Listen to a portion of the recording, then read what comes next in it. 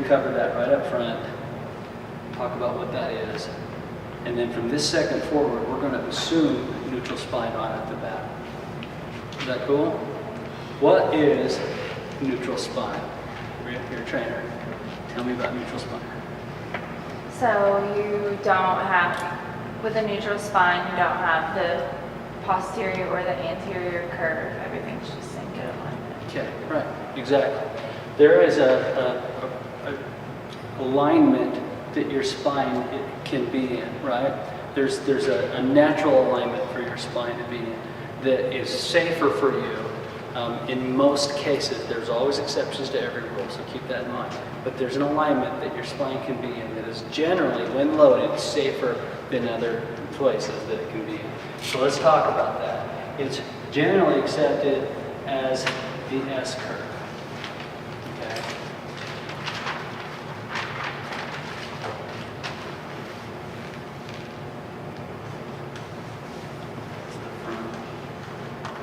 Or anterior portion of your spine. Let me show you how that works.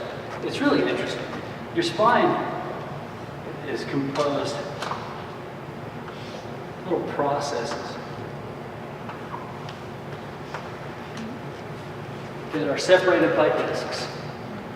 That when your spine is happiest, each of the spaces between these discs are equal. Okay?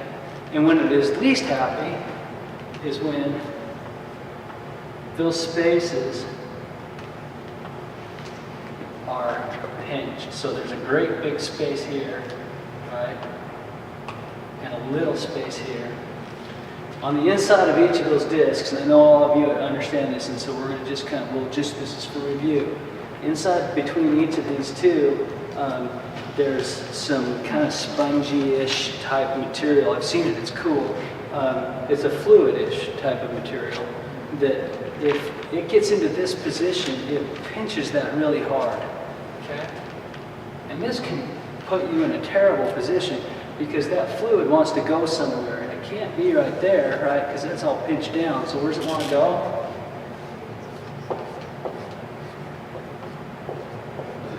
It wants to blow up.